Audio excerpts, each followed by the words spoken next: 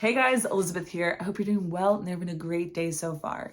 My name is Elizabeth and I'm here to share information, tips, lessons, and ideas on how to live a happier and healthier life. Today, we're going to be talking about 10 ways to improve your financial situation so that you can live the best life possible. So number one, the first thing is to get out of debt. You are being controlled by debt. We've all been there potentially in our lives, especially if you're on this video. But credit card debt, it's holding you down. And the money that you're paying out to all your bills and to all your debts is leaving you behind. And it's not allowing you to be able to propel your life forward and to invest in assets and to invest in things that will help you make your life better. So try not to stay in debt or get out of it. If you are in it, there's many ways I could do a video on that. Use the debt avalanche method. You can use the debt snowball method, but getting out of debt is critical. Number two, spend less than you make. So this helps you get out of debt or to prevent yourself from getting into debt. So spend less than you make. If you make $50,000, don't spend $60,000 or even $50,000. Spend less than that. If you make $100,000 or $200,000 or $75,000, whatever it is, do the same. You want to make sure that you're always paying yourself first and not overspending. Number three, pay yourself first. So that's the thing I always do. You can do this with your retirement accounts. It can automatically be taken out of your paycheck, but you can also, just when money comes in, I love to also go ahead and allocate it into some of my investments. Now there's tax advantage things that you can do. That's why it's usually automated for me, but it's so empowering knowing that I'm paying myself. I have a bill to myself and it helps me so I don't see the money and I'm like, oh, I have all this money to spend. That's not the case. So it helps you ensure that you're paying yourself first, you're paying for your future, and you will have enough money. And so you don't have to be working for the rest of your life. Number four, invest in yourself. So it's great to have assets and it's great to invest in investments and stocks and real estate, etc. But it's important to invest in your skills and your education. It's one of the best ways to improve and increase your income.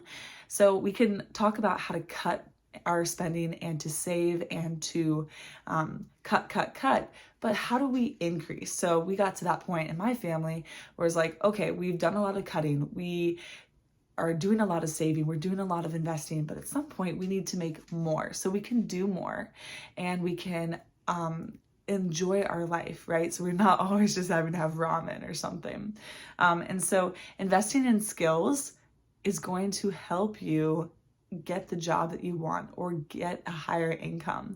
And it doesn't matter how old you are, you can get skills that are valuable at any time. You don't have to go to a 4-year college or go to get 8 years of school. There's so many programs out there, 24-week programs, 8-week programs for coding or certain jobs that you can get by getting certain skills. So look for those.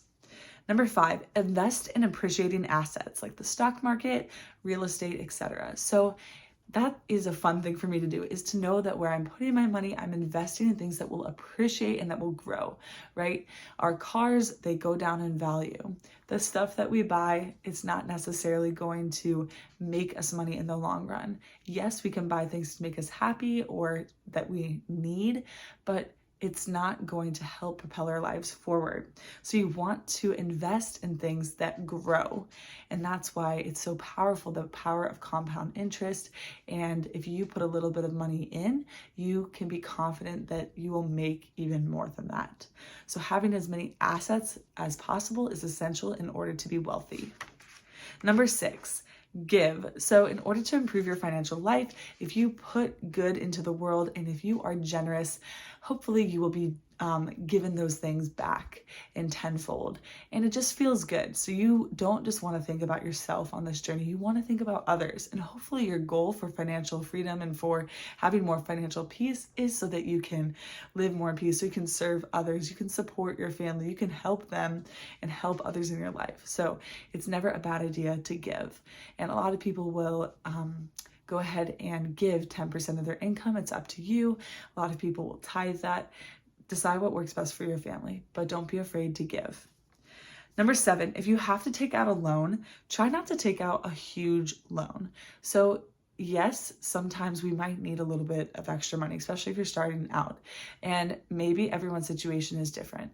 Or maybe you want to invest in a nicer car, it's still used, but you might need to take out more than just $5,000. So, but realize that if you start taking out $10,000, $15,000, $20,000, and maybe your income is like $70,000, that's all a big amount of money that you're taking out. So just be cognizant of how much money you're actually bringing in and what types of loans you're taking out.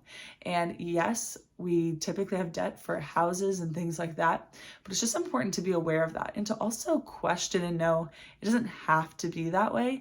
You don't have to buy a brand new car just because other people are or just because you like the car. So just to question that and maybe hold off until you're in a better financial place. Number 8, open up a Roth IRA. So this is a tax advantaged account that is fantastic. You are taxed when you before you put the money in, but then once the money's in, it grows tax-free and you can take it out tax-free. So it's an excellent wealth building tool. If you invest the $6,500, it goes up depending on the year. So last year you could contribute up to $6,000 per individual in your household. Now it's $6,500. So if you invest that full amount each year, and even if you had your spouse do that as well, if you're married, then you will have about $1.5 million or $3 million just by adding that money into your Roth IRA, and it's tax-free at retirement. So definitely consider a Roth IRA. Number 9, take advantage of your employer's company match. So an employer match is free money. You do have to pay yourself first, but like 2 and 3, you're trying to give yourself money anyways. So your employer has a match. If you invest a certain amount into your 401k, a lot of times an employer will match that. And so that's an extra $1,000, $2,000, $3,000, $4,000 or more a year that you're getting. So if you make $70,000, that might be an extra $5,000, you'll make $75,000. You probably wouldn't turn away $5,000 extra from a boss if they came up to you. So definitely take advantage of that. Number 10, go ahead and invest in your 401k or other accounts. So make sure you invest in your tax advantage accounts. Use the ones that your employers have. Ask if they have any Roth options. I know we invested in also not just our 401k, we maxed those out, but also 403bs. But our employers had a Roth 403b, which is excellent because it's taxed at the beginning, but then it can grow tax-free and you can take it out tax-free. So check out these different vehicles. It also reduces your taxable income, so you're not taxed as much at the end of the year. So these are excellent strategies to use and to help yourself to become wealthier. And then a bonus is just to, number 11, set the foundation. So no matter where you're at, take a look at where you are now and go through, analyze, and figure out what you need to do to move forward. Are you investing? Are you investing personally, or are you investing at work? Are you in a lot of debt? What type of debt are you in? Are you spending a lot on things that you don't actually need?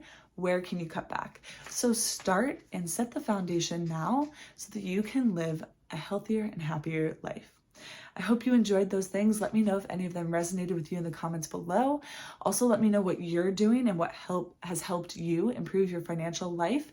I will definitely do more videos on this topic if you're interested, and feel free to follow along for more motivation, encouragement, ideas, and lessons that I've learned to live a happier and healthier life. You got this. I'll see you in the next video. Bye, guys.